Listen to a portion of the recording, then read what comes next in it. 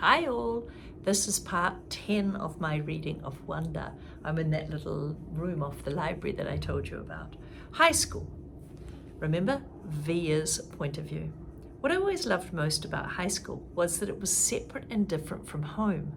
I could go there and be Olivia Pullman, not Via, which was my name at home. Via was what they called me in elementary school too. But back then everyone knew all about us, of course. Mum used to pick me up after school and August was always in the stroller. There weren't a lot of people who were equipped to babysit Augie. So Mum and Dad brought him to all my class plays and concerts and recitals and all the school functions, the bake sales, the book fairs. My friends knew him. My friends' parents knew him. My teachers knew him. The janitor, the cleaners even knew him. Hey, how are you doing, Augie? They'd always say, and they'd give Augie a high five. August was something of a fixture in my school. But in middle school, a lot of people didn't know about Augie. My old friends did, of course, but the new friends didn't. Or if they knew, they wasn't necessarily the first thing they knew about me. Maybe it was the second or third thing they'd hear about me. Olivia, yeah, she's nice. Did you hear about her brother? He's deformed. Don't use that word, by the way. That's not appropriate. I always hated that word, but I knew it was how people described Augie. And I knew those kinds of conversations probably happened all the time, really out of earshot. I couldn't hear. Every time I left the room at a party or bumped into a group of friends at a pizza place, and that's okay. I'm always going to be the sister of the kid with the birth defect. That's not the issue. I just don't always want to be defined that way. The best thing about high school is that hardly anybody knows me at all, except Miranda and Ella, of course, and they know not to go around talking about it. Miranda and Ella and I have known each other since the first grade. What's so nice is we never have to explain anything to each other. When I decided I wanted them to call me Olivia instead of Via, they got it without me having to explain why. They've known August since he was a little baby boy. When we were little, our favourite thing to do was play dress up with Augie. Load him up with feathers, boas, big hats. Some of you might do this to your little brothers and sisters. And Hannah Montana wigs. He used to love it, of course, and we thought he was really cute in his own way. Ella said she reminded him of E.T. I don't know whether you've seen that movie. She didn't say this to be mean, of course, though maybe it was a little bit mean. The truth is, there's a scene in the movie when Drew Barrymore, she dresses E.T. in a blonde wig. And that was a ringer for Augie when we were... Hannah Montana is a TV show, and so you probably don't know it, and E.T. is a movie. Throughout middle school, Miranda, Ella, and I were pretty much our own little group. Somewhere between super popular and well-liked, not brainy, not rich, not mean, not goody-goody, not huge, not flat, I don't know. If the three of us found each other because we were so alike in so many ways, maybe, or that because we found each other we're so much alike in so many ways. We were so happy when we all got into Faulkner High School. It was such a long shot the three of us would be accepted, especially when almost no one else from our middle school was accepted into that school. Wow, that's lucky, all the friends together. And I remember how we screamed into each other's phones the day we got our acceptance letters. This is why I haven't understood what's been going on with us lately.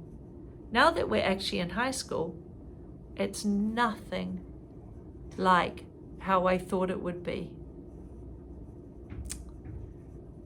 This chapter is called Major Tom. Major Tom.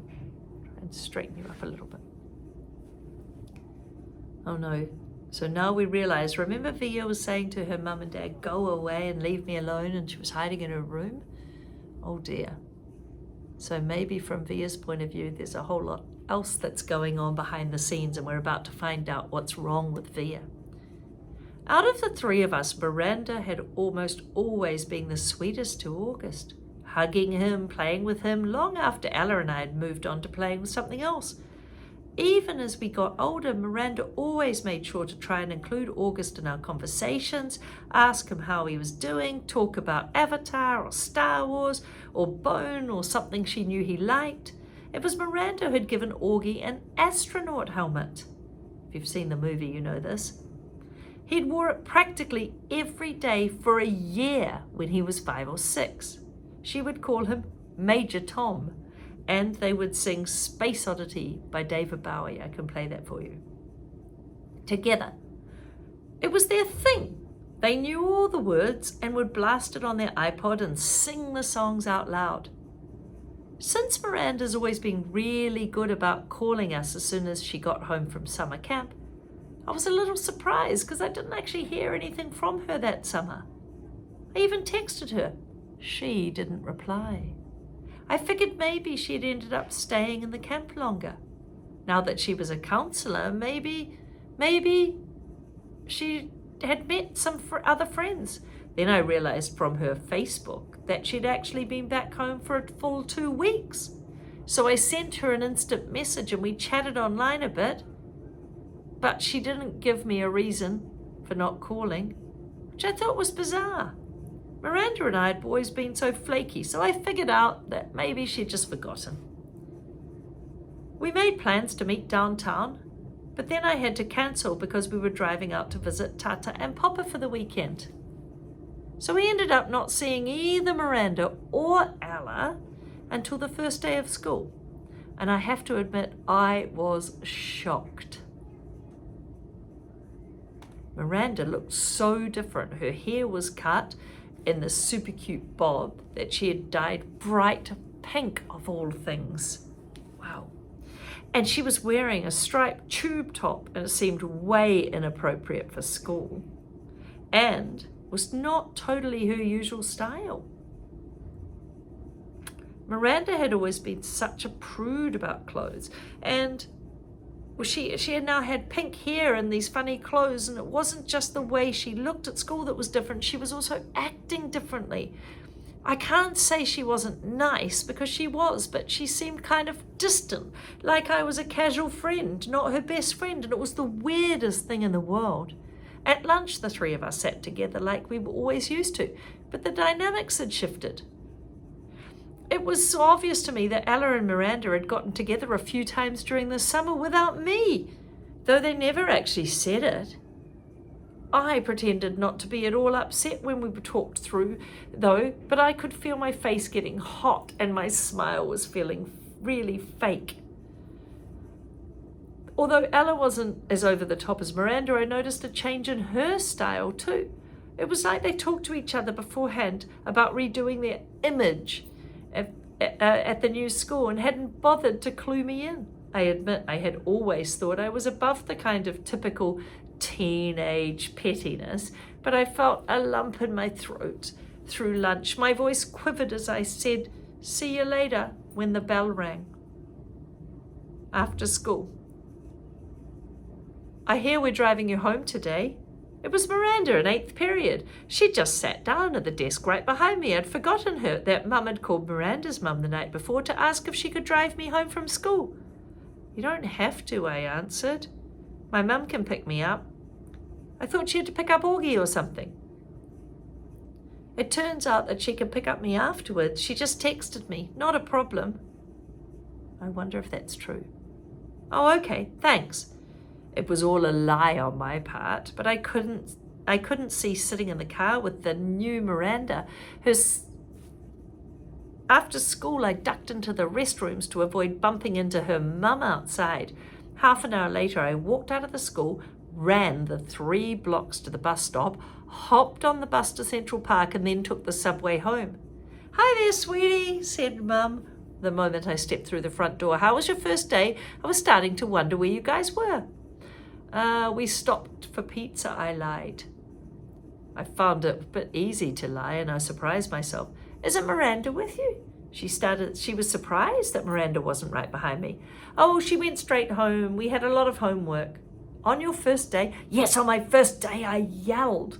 Oh, she realizes that she's lied and her mum's going to catch her out. And she also feels a bit grumpy that her two best friends don't seem to be connecting with her the same way they used to. But before they could say anything, I said, school's fine. It's really big though. The kids seem nice. I wanted to give her enough information so she wouldn't feel she needed to keep asking me about my first day. How was Augie's first day? Mum hesitated. Her eyebrows were still quite high on her head from when I had snapped and been rude at her a second time. Okay, she said slowly, like she was letting out a breath. What do you mean? Okay, I said. Was it good for Augie or bad? Well, he said it was good. So why do you think it wasn't then? I didn't say it wasn't good. Jeffia, what's up with you? Well, I just forgot. Just forget I asked anything, I answered, and I stormed off dramatically into Augie's room and slammed the door. And he was on his PlayStation and didn't even look up. And I hated how zombified his video games made him. So, I said, how was school? I said, shushing Daisy over so he could sit on his bed. Fine, he answered, still not looking up from his game. Augie, said Via, I'm talking to you. Hey, he said as I pulled the PlayStation out of his hands. How was school? It's fine, he yelled back, grabbing the PlayStation back from me. Were people nice to you? Yes!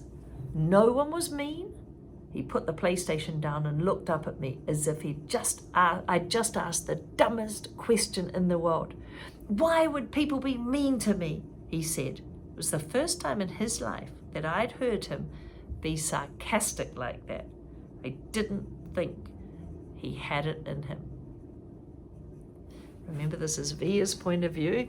She's obviously really cares about her brother. She's had a terrible day at school. Her two best friends are being really strange, and still she's come home and cared about Augie. This chapter is called The Padawan Bites the Dust. Can someone please tell us what a Padawan is?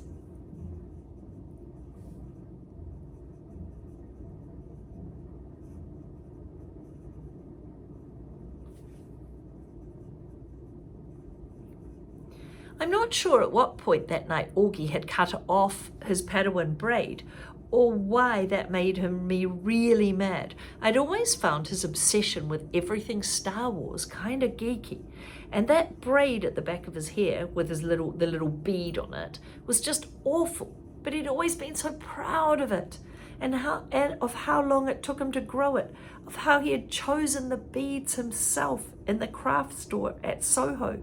He and Christopher, that's his best friend, used to play with lightsabers and Star Wars stuff whenever they got together, and they both started growing their braids some time ago. When August cut off the braid that night without an explanation, without telling me beforehand, which was surprising, or even calling Christopher, I was just so upset. I can't even explain why. I've seen August brushing his hair in the bathroom mirror. He meticulously tries to get every hair in place. He tilts his head to look at himself from different angles, like there's some kind of magic perspective inside the mirror that'll change the dimensions of his face. Mum knocked on my door after dinner. She looked really tired, and I realized that between me and Augie today, it had been a tough day for Mum. So, she said really softly, do you want to tell me what's wrong? Not now, okay, I answered. I was reading, I was tired. Maybe later I'd be up to telling her about Miranda, but not now. It would make me cry. Can Daisy sleep with me tonight? Sure, says Mum, I'll bring her in later. Don't forget to come back, I said as she left. I promise. But she didn't come back that night. Dad did. He told me Augie had had a bad first day and Mum was helping him through it. He asked me how my day had gone, and I just said, it's fine. She's always more worried about Augie, isn't she? He said he didn't believe me for a second, and I told him about Miranda and Ella, and they were acting like jerks. I didn't mention how I took the subway home by myself, though. He said nothing tests friendship like high school, and then proceeded to poke fun at the fact that I was reading War and Peace. That's a really, really thick novel. Not real fun, of course, since I'd heard him brag to people that he had a 15-year-old who was reading it. But he liked to rib me about where I was in the book, and in what part, in the war part, or I was in the peace part. Anyway, if there was anything in there about Napoleon's days as a hip-hop dancer, it was kind of silly stuff that Dad always said. But Dad always managed to make everyone laugh, and sometimes that's all you need to feel better. Don't be mad at Mum, said Dad, as he bent down and gave me a goodnight kiss. You know how she worries about Augie. I know, I acknowledged. Want the light on or off? It's getting kind of late, he said, pushing by the light switch at the door. Can you bring Daisy in first? 2 seconds later, he came back with Daisy dangling in his arms, and he laid her down next to me on the bed. Good night, sweetheart, he said, kissing my forehead. He kissed Daisy on the forehead too. Good night, girlie. Sweet dreams. Poor Via. I know it's hard for Augie, but when you're a big or little brother or sister of someone that needs more help than you, or they take your mum and dad's attention away from you, it is quite hard. Maybe you've got lots of little brothers and sisters. Maybe you've got a big brother or sister who needs more time because maybe they have appointments or medical things, or maybe they've got exams, or maybe they're even in another country at university. It's very hard to not feel a little bit jealous and like you need some time with your parents. I guess my advice to Via would be to make sure she communicates and doesn't bottle it up and just get angry. She needs to communicate with her family and tell them how she's feeling. But I guess on the flip side, she doesn't want to take their time away from Augie. She's in a dilemma.